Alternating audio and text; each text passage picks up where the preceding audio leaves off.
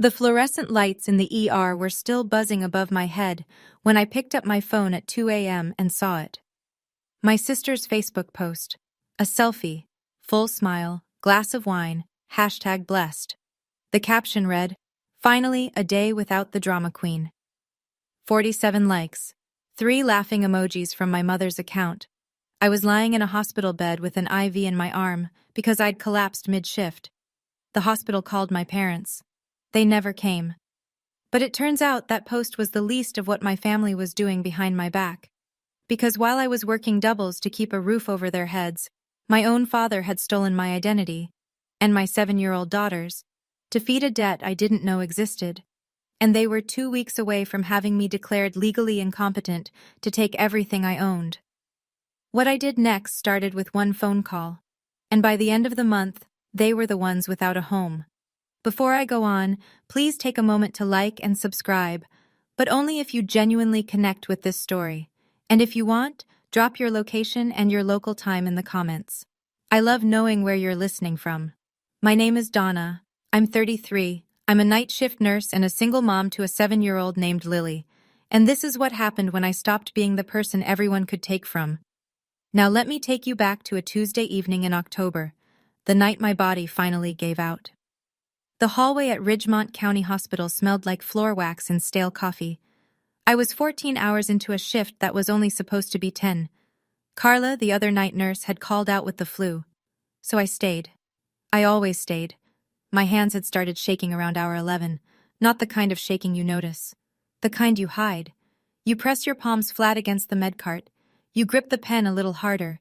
You breathe through the tremor and chart one more patient. By hour 13, the fluorescent lights had a halo around them. My vision swam at the edges. I told myself it was just the lighting. By hour 14, I was walking down the east corridor toward the nurse's station with a stack of intake forms. My knees buckled first.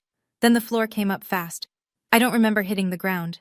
I remember the sound, the forms scattering, a shoe squeaking on tile, someone yelling my name. Then the ceiling tiles counting them. 1, 2, 3, the oxygen mask. Severe dehydration, chronic fatigue collapse. That's what the ER attending wrote on my chart. They wanted to keep me overnight for observation and fluids. I didn't argue. I couldn't. Lying in that bed, I stared at my phone. The hospital's emergency contact protocol had already kicked in. They'd called my father, Gerald Paxton. No answer. They'd called my mother, Patricia. Voicemail. I thought about Lily, asleep at home. My mother was supposed to be watching her. She usually did on my night shifts, but no one had called me back to confirm anything. I reached for my phone to text my mother. That's when I saw the Facebook notification. Danielle Marie Paxton, my younger sister, 28 years old. The post was timestamped 40 minutes after the hospital called our parents. The photo was a selfie. Danielle on the living room couch, my couch, in my house, holding a glass of red wine. Full smile. No filter needed when you're that pleased with yourself. The caption read, "Finally, a day without the drama queen." 47 likes. I scrolled through them. Names I recognized. Karen from the church prayer group. Mike, who ran the hardware store. Janine, my mother's walking partner. People from Ridgemont. People who knew me. One comment stood out. Brenda Hollister, who lived 2 streets over. Is she being dramatic again? Danielle's reply. You have no idea. I kept scrolling. 3 laughing face reactions at the top. I tapped to see who. The third one was my mother, Patricia Paxton, a laughing emoji, while her oldest daughter was lying in a hospital bed alone. I set the phone face down on the thin hospital blanket. I didn't cry. I looked at the ceiling tiles again. This wasn't new. That's the part that sat heaviest. Every time I got sick, every time I asked for help, every time my body showed any sign of breaking under the weight I carried, the word was always the same. Dramatic. The first time I collapsed 2 years ago, my father didn't even come upstairs. He said it from the kitchen doorway. Nurses don't collapse, you just want attention. I picked the phone back up and screenshot the post. I don't know why. Instinct, maybe. Or maybe some part of me already knew I'd need it. But that Facebook post? That was just the wound I could see. The real damage was in places I hadn't thought to look yet. They discharged me the next morning at 7:15. I drove myself home, 30 minutes on Route 9 with the window cracked because the car heater made me dizzy. The October air was sharp and wet and it kept me upright. I pulled into the driveway of 412 Maple Lane, the house my grandmother Helen left me when she passed 12 years ago. A 3-bedroom Cape Cod with a leaning mailbox and a porch that needed painting. The deed, filed at the county recorder's office, read one name: Donna Marie Paxton, sole owner. Fee, simple, absolute. I walked through the front door. Gerald sat in the recliner, watching a morning talk show. He glanced up, glanced back at the screen. "You look fine. Don't make a thing out of it." In the kitchen, my mother stood at the stove, stirring oatmeal. She didn't turn around. "There's coffee if you want it." Danielle was on the sofa, scrolling her phone. She didn't look up at all. I stood in the hallway of my own house and waited. 3 seconds, 5. Nobody asked. Nobody said, "Are you okay?" Nobody said anything. I went upstairs. Lily was sitting on her bed, already dressed for school, her backpack on. She threw her arms around me. "Mama, Grandpa said you were just tired." "I'm okay, baby," I said. "Let me change and I'll take you." I held her for a long time. Then I set her down and looked around the room. Her small room in the house my grandmother gave me. The house where my family lived rent-free because I believed that's what family meant. Standing in that hallway, I felt like a guest in my own home. On the kitchen table, I'd noticed a white envelope. Return address, the county courthouse. It was addressed to Gerald Paxton. I didn't open it. It wasn't my mail. But I remembered it. I didn't know what that envelope was about. Not yet. But I would. And when I did, it changed everything. 1 week later, I was back at work. Reduced hours, the charge nurse insisted. My body was recovering. My mind was not.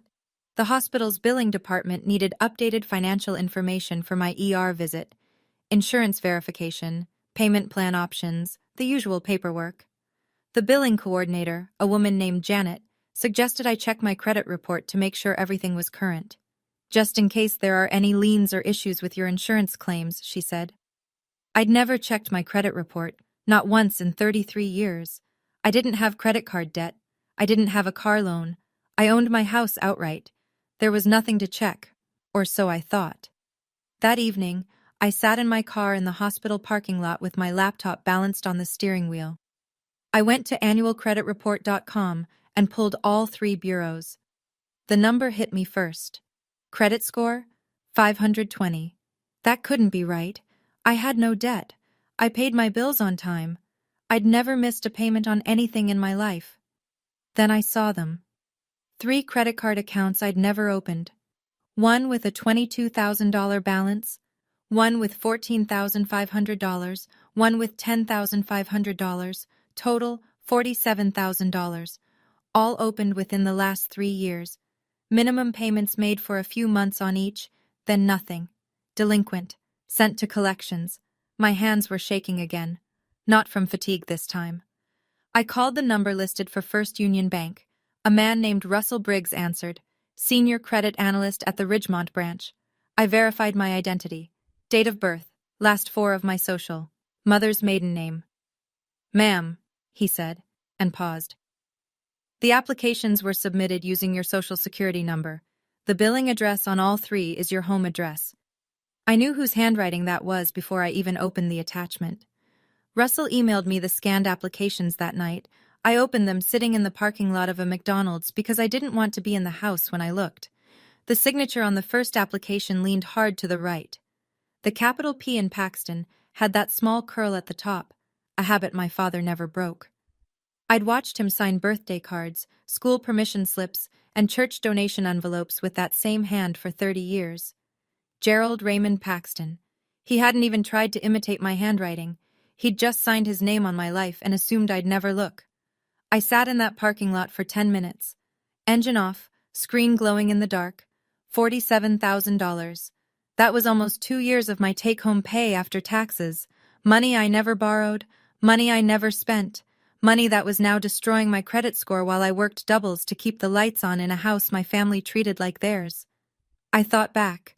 Gerald lost his plumbing job 6 years ago, said his back gave out, filed for disability but got denied. He was home all day after that. I'd see him on the laptop late at night. I thought he was reading the news, watching YouTube, whatever retired fathers did. Now I understood what those late nights were. I picked up the phone and called Maggie Colton. We'd been roommates junior year at Ohio State before she went to law school, and I went to nursing school. She practiced real estate and property law in Grover City, 30 minutes east. We hadn't talked in a few months. I didn't waste time on small talk. Maggie, I need help. I think my father stole my identity. She was quiet for 2 seconds. Then, don't confront him. Don't mention it. Come to my office tomorrow morning. Bring everything. Before she hung up, she said one more thing. Donna, check your daughter's credit too. I froze. That night I waited until Lily was asleep. I tucked the blanket around her shoulders, closed her door halfway the way she liked it, and went to my room. Checking credit for a minor isn't like pulling your own report. You have to contact each bureau directly. Equifax, Experian, TransUnion, with the child's social security number, a copy of their birth certificate, and your ID as the parent. I started the process online. One bureau had a result within the hour. A credit card, opened 6 months ago, in the name of Lily Marie Paxton. Balance, $1,200. I closed the laptop, slowly. I set it on the nightstand and stared at Lily's door down the hall. She was 7. She could barely write her own name in cursive. And someone had used her social security number, a number I kept in a locked file box in my bedroom closet, to open a line of credit. I got up and went to the closet. The file box was there. The lock was intact. But when I opened it, I noticed gaps. My original birth certificate? Gone. My old social security card? Gone. Lily's social security card was still there, but someone had handled the folder recently. The papers were out of order. You can take from me. You can call me dramatic. You can laugh at me on the internet while I'm lying in an emergency room. But you do not touch my child. That is the line. There is no second chance after that line. I didn't go downstairs. I didn't scream. I sat on the edge of my bed and made a list. Credit reports, deed, Lily's birth certificate, scanned signatures, everything Maggie needed, and that envelope from the county court. I still hadn't found out what it said. Maggie's office was above a dry cleaner on Main Street in Grover City. Small-town lawyer, small-town office. But the woman behind the desk was anything but small. She read through my credit reports in silence, making notes in the margins with a red pen. This is textbook familial identity theft, she said. Federal crime. All 3 applications used your social, your address, and a forged signature. I handed her my phone with the photo I'd taken of the courthouse envelope on Gerald's kitchen table. She studied the return address. You didn't open it? It's not my mail. Smart. She turned to her computer and pulled up the county court's public docket, typed in my name, scrolled, stopped. I watched her face change, not dramatically. Maggie was never dramatic, but her jaw tightened by a fraction. Donna. She turned the screen toward me. Your father filed a petition for guardianship over you 2 weeks ago. I read the screen. Petition for guardianship of Donna Marie Paxton, filed by Gerald R. Paxton. The stated reason. Respondent has a documented history of medical episodes consistent with diminished mental capacity. Under the section for supporting witnesses, one name, Danielle Paxton. The petition was filed 3 days after my last hospitalization. 3 days. They'd been waiting for me to collapse so they'd have fresh paperwork. If this goes through, Maggie said quietly, your father becomes your legal guardian. He controls your finances. He can sell the house. My house. The house my grandmother left to me. The house where Gerald Paxton had lived rent-free for 12 years while stealing my identity and gambling away $47,000 under my name. My own sister signed a sworn statement saying I was mentally unfit. The same sister who posted a selfie while I was in the ER. Maggie told me not to confront him. But that evening, standing in the kitchen of my own house, I needed to see his face when I asked. Not to expose him, just to know. Gerald was pouring coffee, his back to me. The TV murmured from the living room. Dad, have you ever used my social security number for anything? He didn't turn around. What kind of question is that? A straightforward one. He set the pot down, still facing the counter. No. Why would I? I checked my credit today. 5 seconds of silence. He picked up his mug, took a sip, turned around slowly. His face was flat, practiced. Credit reports have errors all the time. Don't get worked up. 3 cards, $47,000. His eyes flickered, just for a half second, then steadied. I don't know what you're talking about, and I don't appreciate the accusation. My mother appeared in the doorway. She must have been listening from the hall. What's going on? Gerald cut in before I could answer. She's starting again. Patricia looked at me with that particular expression, the one she wore when she wanted me to feel like the problem. Please don't do this tonight. We just had dinner. I looked at my mother. Did you know? Know what? Donna, you're scaring me. I held her eyes for a long moment. Then I stood up from the table. Okay. I walked to the stairs. I was 4 steps up when I heard it. Gerald's voice, low, almost a hiss, directed at Patricia. She's digging. We need to move faster. He didn't know I could hear, and he didn't know I already knew what they were moving toward. The next morning, I was packing Lily's lunch, turkey sandwich, apple slices, juice box, when my phone rang. Danielle. I answered. Hey. Her voice was soft, concerned. The performance had already started. I heard you were upset about some credit stuff? Dad told me. Did he? Look, everyone's worried about you. After the hospital thing, maybe you should take a break, like, really talk to someone. You mean a therapist, to prove I'm unstable? A pause. She recovered quickly. I mean someone who can help. Danny, did you sign a document at the county courthouse 2 weeks ago? The pause this time was longer. I could hear her breathing shift. That was just in case. Dad said it was to protect you. Protect me from what? From yourself, Donna. You collapsed at work, twice in 3 years. You can't keep going like this. I closed Lily's lunchbox. Click. I collapsed because I work 70 hours a week to keep a roof over all 4 of you, in my house. It's the family's house. Read the deed, Danny. She hung up. Lily came downstairs with her backpack. Who was on the phone, Mama? Aunt Danny. Is she coming over? No, baby. Let's get you to school. I drove Lily to Ridgemont Elementary and watched her walk through the doors.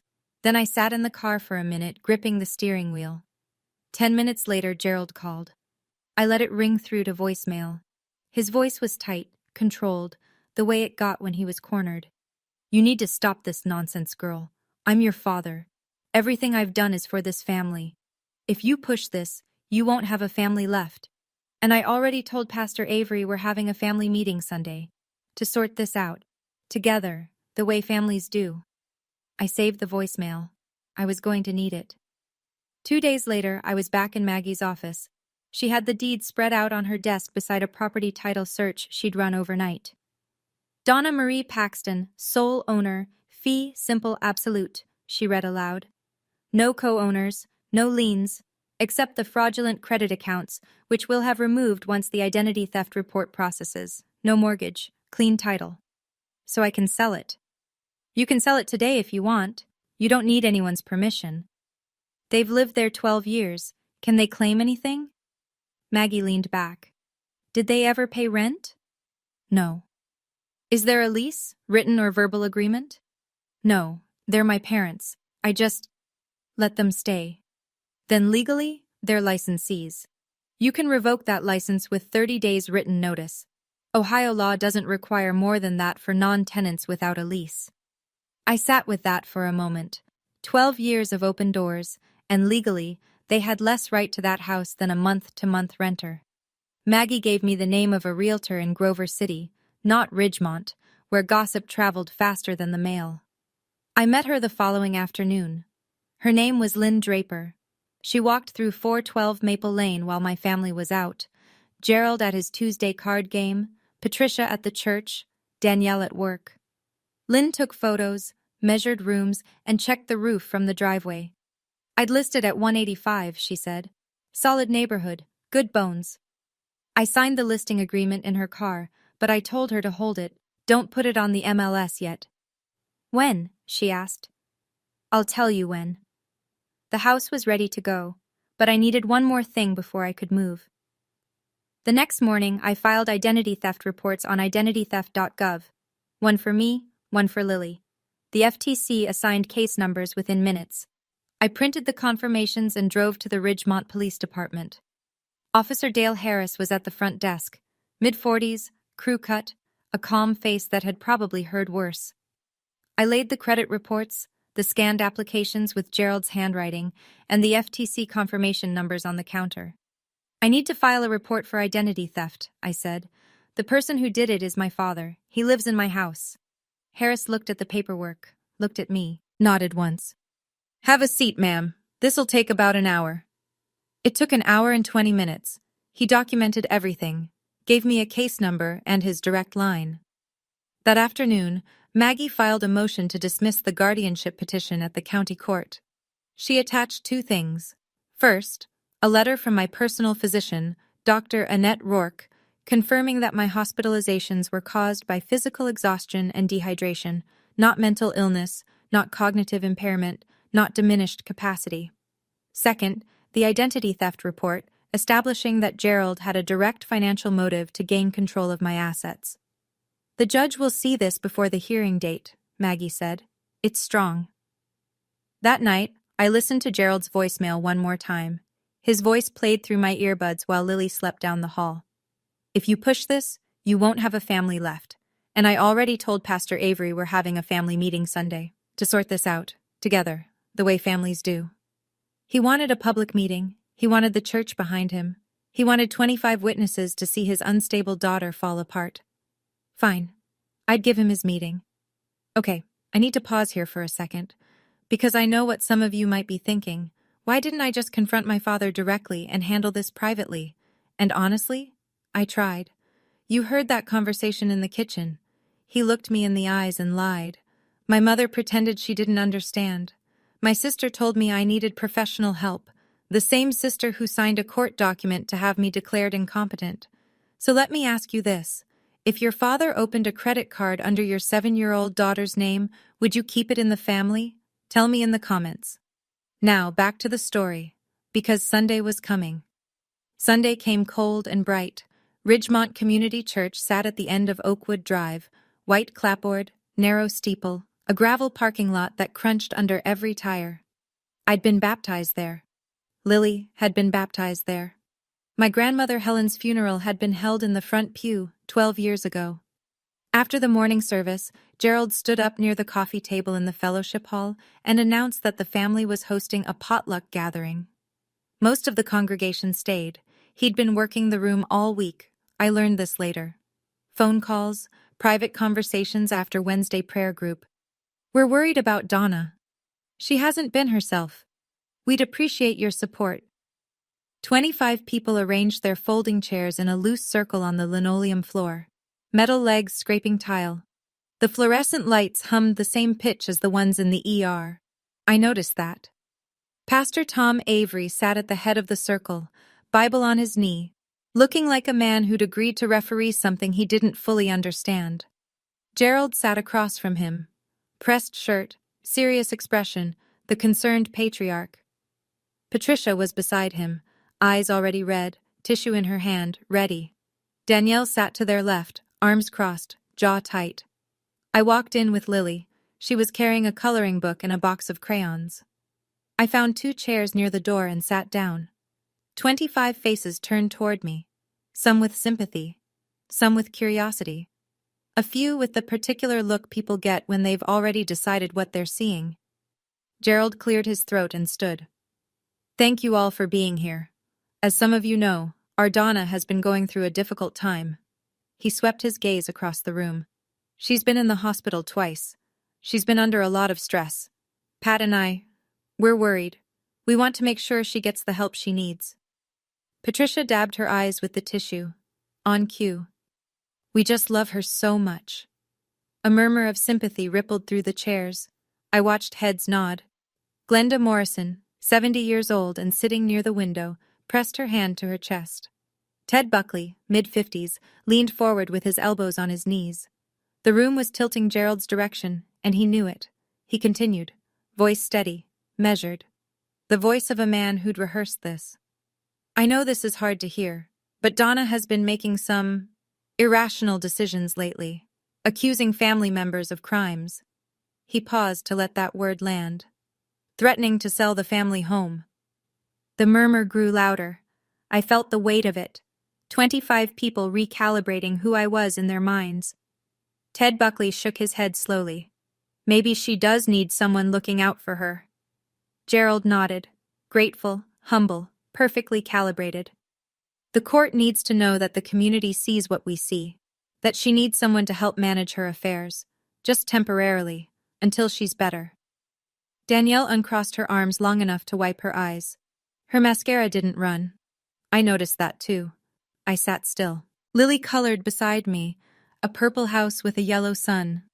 The sound of her crayon on paper was the only honest thing in that room. Pastor Avery shifted in his chair. He looked at Gerald, then at me. Something in his expression was still unsettled. Gerald, he said carefully, has Donna agreed to this meeting? Gerald spread his hands. She's here, isn't she?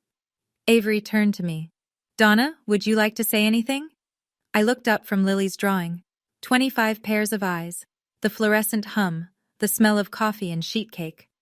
Yes, I said. I would.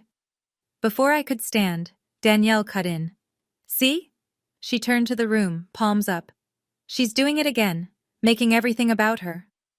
Patricia let out a small sob, louder than the last one. I can't watch my daughter destroy herself. Gerald seized the momentum.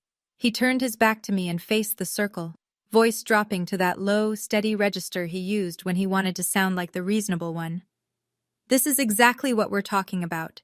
She can't handle basic conversations without getting confrontational. We're not trying to hurt her, we're trying to help. Murmurs of agreement. A woman from the prayer group, Karen Dietrich, reached across and squeezed Patricia's hand. You're doing the right thing, Pat. Ted Buckley nodded again. Seems like it's been building for a while. I looked around the room.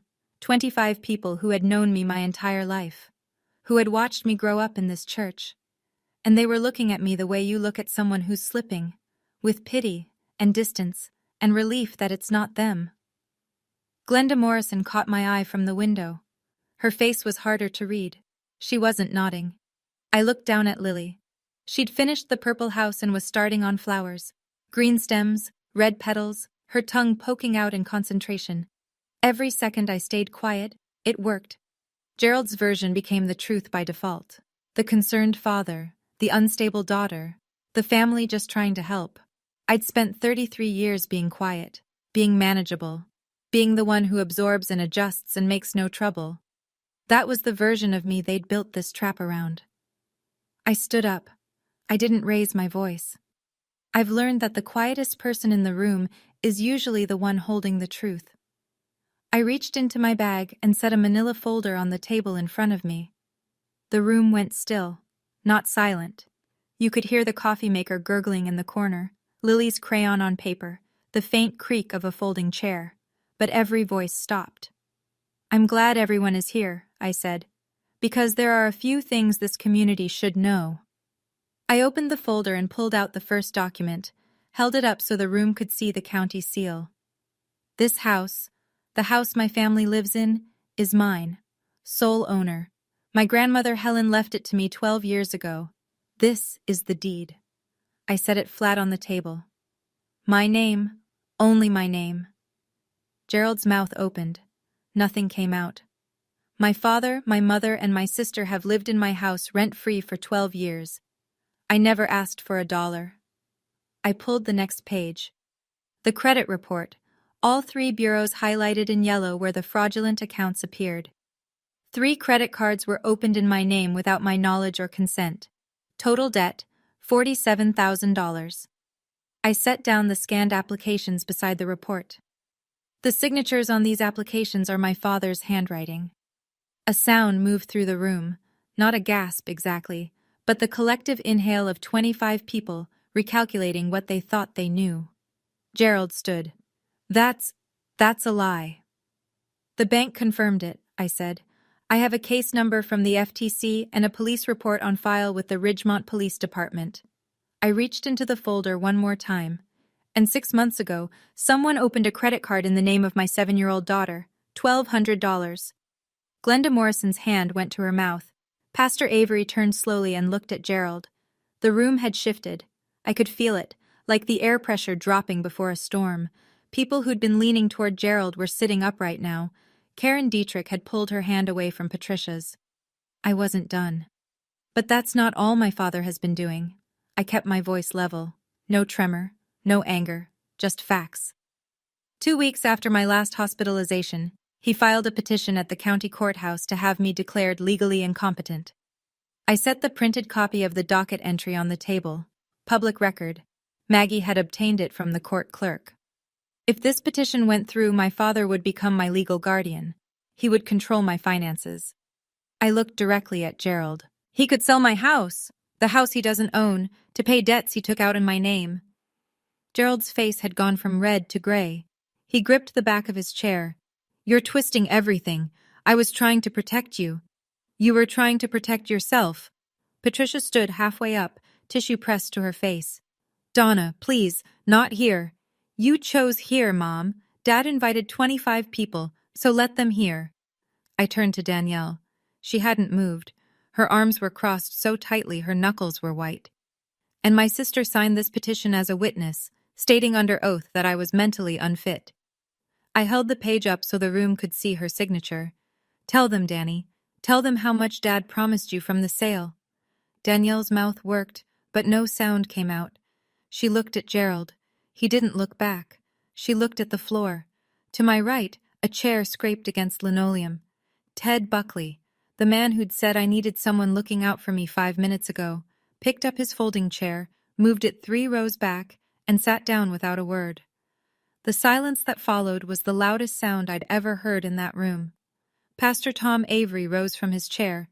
He was a tall man, lean, with reading glasses he kept pushing up the bridge of his nose. He'd led this congregation for 19 years. He'd married couples and buried their parents and sat with families through every kind of grief. People trusted him. Gerald had counted on that. Gerald?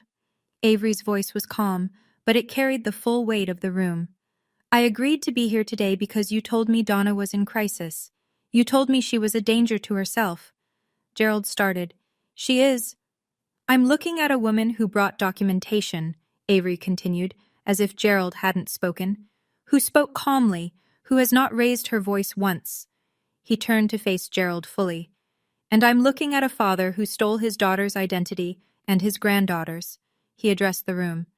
I think we all owe Donna an apology for being here under false pretenses. Glenda Morrison spoke next. Her voice was thick. Gerald Paxton, I've known you 30 years. Shame on you. Karen Dietrich pulled her chair 6 inches away from Patricia. She didn't say anything. She didn't need to. Patricia was crying now. Not the rehearsed kind, the real kind, the kind that comes when the audience you spent your whole life performing for finally sees backstage. Gerald's voice cracked for the first time. You don't understand. I was going to pay it back. I had a plan. Your plan was to sell my house, I said. He had nothing left. He stood there, 61 years old, in his pressed Sunday shirt, in a church where everyone had called him by his first name for 3 decades, and he had nothing. But I wasn't done, because there was one more thing I hadn't told them yet. One more thing. I reached into my bag. As of this morning, my house is listed for sale. The room rustled. Someone in the back whispered something I couldn't catch. Gerald's head snapped up. You can't do that. We live there. You live in my house, without a lease, without paying rent. I pulled 3 white envelopes from the folder and set them on the table, one in front of Gerald, one in front of Patricia, one in front of Danielle's empty chair. She'd gone rigid but hadn't left. My attorney has prepared 30-day written notice for all 3 of you. That's more than the law requires. Gerald stared at the envelope like it might detonate. Where are we supposed to go? I let that question sit in the air for a moment. I wanted every person in that room to hear it. That's the first time in 12 years you've had to answer that question. I've been answering it for you my entire adult life. Patricia clutched Gerald's arm. Donna, you can't throw your parents out on the street. I'm not throwing you out.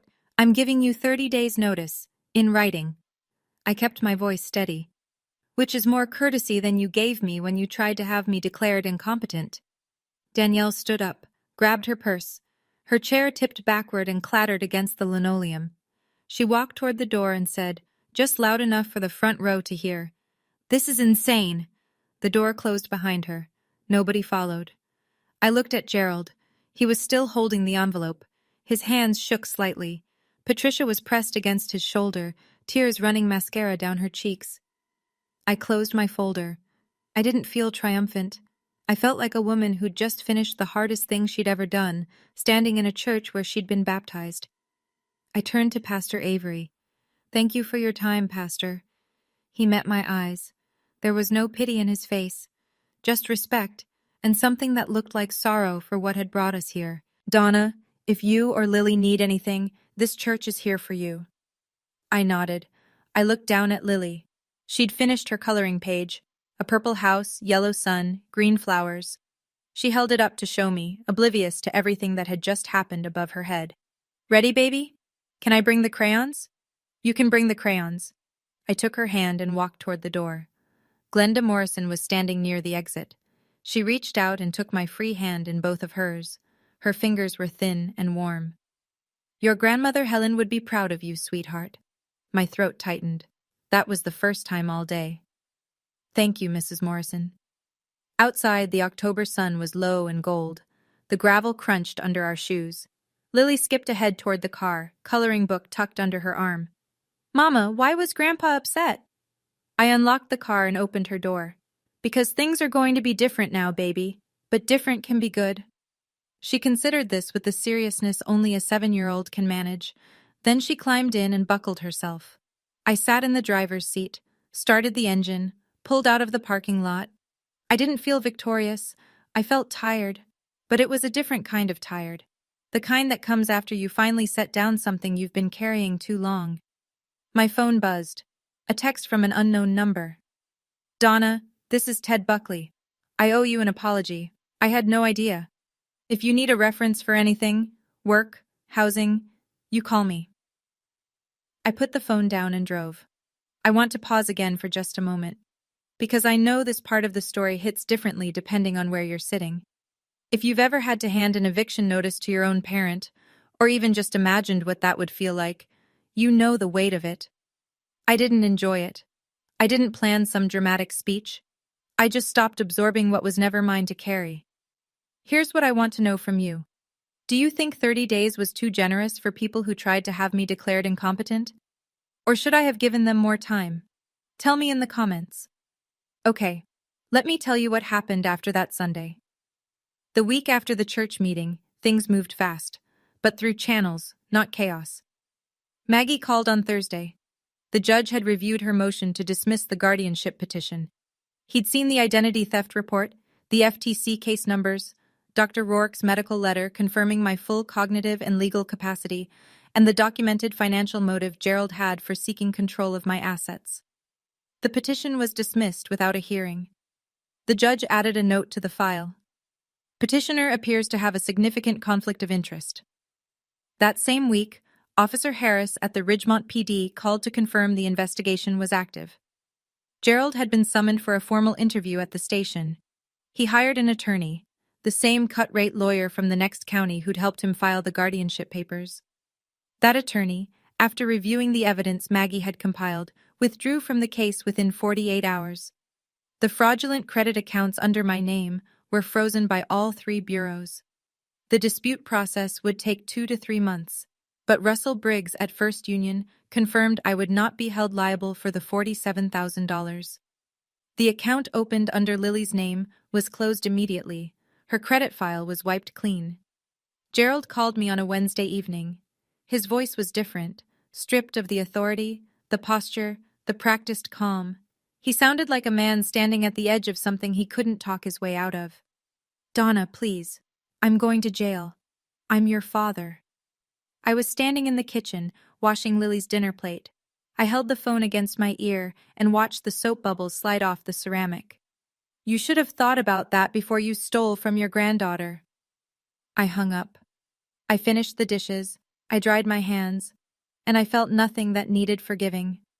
The social fallout in a small town doesn't arrive all at once. It seeps, like water finding cracks in a foundation. Patricia tried to attend Wednesday prayer group the following week. Glenda Morrison told me about it later, gently, like she was reporting the weather. Your mother came in and sat down. Nobody moved, but nobody sat next to her either. She left before the opening prayer. It wasn't cruelty. It was something quieter and worse. The silence of people who didn't know what to say to a woman who'd watched her husband steal her daughter's identity and chosen to look the other way. Danielle deleted the drama queen post, but screenshots had already circulated through the Ridgemont grapevine, text chains, group messages, the quiet machinery of a community processing a scandal. A coworker at the convenience store where Danielle worked part-time asked her directly, "So your dad really opened cards in your niece's name?" Danielle put in her notice that Friday.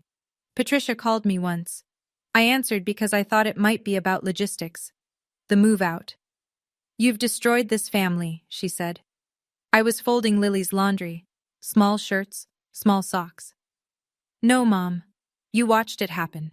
And you chose the wrong side." She hung up. Gerald and Patricia moved out of 412 Maple Lane on day 24. 6 days ahead of the deadline. They rented a single-wide trailer in Milford, the next town over. I didn't see them leave. I was at work. Danielle had moved out after 1 week, went to stay with a friend in Columbus. I walked through the empty house that evening. 12 years of living, nail holes in the walls, carpet dents where furniture had been. The kitchen smelled like Patricia's coffee. The recliner dent was still in the living room carpet. I didn't feel happy. I felt lighter. There's a difference. The house sold in 6 weeks. A young couple from Dayton, first-time buyers, excited about the porch in the backyard. They offered $178 and I accepted. After closing costs, realtor commission, and Maggie's legal fees, I walked away with just under $150,000. Not a fortune, but more than I'd ever had in one place. I used it carefully. First, paid off my hospital bills in full. Second, put down a deposit on a 2-bedroom apartment in Grover City, close to Maggie's office, close to a good elementary school for Lily, 30 minutes from Ridgemont, but far enough that the air felt different. Third, opened a 529 education savings account in Lily's name, real this time, in her name, for her future, with only my signature on it. Lily started at the new school on a Monday. She wore her purple backpack and held my hand across the parking lot. That afternoon, she came home and looked around the apartment. Small kitchen, narrow hall, her bedroom barely big enough for the bed and a bookshelf. "This apartment is smaller, Mama." "I know, but it's ours. Really ours." She thought about that for a second. Then she went to her room and started taping her drawings to the wall. I transferred to the day shift at a hospital in Grover City. The pay was slightly less, but I slept every night. I ate dinner with my daughter. I watched the sun go down from a window that belonged to no one but me. A week after we moved, a letter arrived. No return address. Inside, a $50 gift card to Target and a handwritten note on pale blue stationery. Helen told me once, "That girl will know when it's time to stand up." She was right. Glenda. I read it twice. Then I put it in the drawer beside my bed, where I keep the things that matter. 3 months later, the world looked different from the inside out. Gerald accepted a plea deal. The district attorney charged him with 1 count of identity theft, a felony under Ohio law, given the amount and the fact that one victim was a minor. His attorney negotiated it down: 2 years probation, mandatory financial counseling, full restitution, though with Gerald's income, that would take years. A permanent criminal record. He didn't go to prison. He was 61, first offense, and the DA's office had bigger cases, but the record followed him. When he applied for a part-time maintenance job at a motel in Milford, they ran a background check. He didn't get it. He eventually found work stocking shelves at a farm supply store 20 miles away. Patricia stayed with him. I wasn't surprised. She'd chosen that side a long time ago. I heard through Glenda that Patricia told people at her new church, a different one in Milford, that I'd had a breakdown and turned on the family. Some people believed her, some didn't. It didn't matter to me anymore. Danielle never called. I never called Danielle. There was no tearful reconciliation. No scene at a coffee shop where we hugged and cried and promised to do better. Sometimes that's how it ends. Not with a door slamming, but with a door that simply stays closed. I didn't hate them. Any of them. Hate requires energy I'd rather spend elsewhere. On Lily's homework, on my patience, on the small garden I started on the apartment balcony. Cherry tomatoes and basil. Lily watered them every morning before school. I don't carry them anymore. That's the truest thing I can say. I set them down, and my arms remember what it feels like to be empty and free. I want to tell you what I learned, not as advice, just as what happened to me. I learned that the people who call you dramatic are usually the ones doing the most damage. Because if they can make you doubt your own reaction, they never have to answer for their actions. Every time I got sick, every time I was tired, every time I asked a question, dramatic. It's a word designed to make you smaller. And I spent years letting it work. I learned that owning something on paper means nothing if you don't protect it. I owned that house for 12 years and never once acted like it was mine. I let people live in it rent-free, let them rearrange the furniture, let them call it the family house, until I almost believed it too. Generosity without boundaries isn't generosity. It's an open door with no lock. I learned that checking your credit report, and your child's, is not paranoid. It's not dramatic. It's parenting. If I had looked 3 years earlier, I would have caught the first card. If I had looked 6 months earlier, Lily's name would never have been touched. I check it every quarter now. It takes 10 minutes. And I learned that family is not a word that gives anyone the right to steal from you, lie about you, or try to take your freedom. Blood is not a contract. Love is not a lease. And the people who use the word family to keep you quiet are usually the ones with the most to hide. Setting a boundary is not revenge. It's the first step toward peace. Lily asked me last week if she'd ever see Grandpa again. I told her the truth. I don't know, baby, but I know you're safe. She nodded, picked up her crayon, and went back to drawing. That was enough. It's a Tuesday evening. The apartment is quiet. Lily sits at the kitchen table, bent over a sheet of white paper with her crayons spread around her like a tiny artist's studio. I'm at the sink, washing the last of the dinner plates. The window above the faucet looks out over the parking lot, and beyond it, a row of maple trees just starting to turn. Mama, look.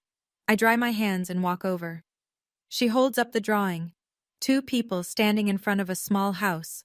The taller one has brown hair and is smiling. The shorter one is holding the taller one's hand. There are flowers in the yard, red and purple, and a yellow sun in the corner with rays that extend to the edges of the page. That's us, Mama. It is. She goes back to adding details. A cat, apparently. We don't have a cat, but in Lily's world we do, and that's fine. I go back to the sink. The water runs warm over my hands. My grandmother Helen used to say something. She'd say it while she was hanging laundry or shelling peas or doing the 100 small things that held a house together. She'd say, "A house is just walls, Donna. Home is who you protect inside them." I spent 12 years protecting the wrong people inside the wrong walls. I made excuses for people who wouldn't make room for me. I called it love. I called it duty. I called it family. Now I have 2 rooms, a daughter who draws pictures of us, and a door I lock every night.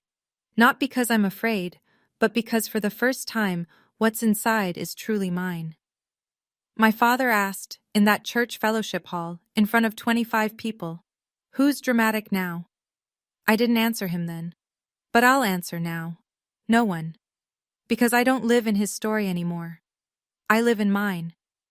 Thank you for staying with me through all of it. If this story meant something to you, if it reminded you that you have the right to protect yourself and the people who depend on you, I'd appreciate it if you hit that like button. And if you're not subscribed yet, I'd love to have you here.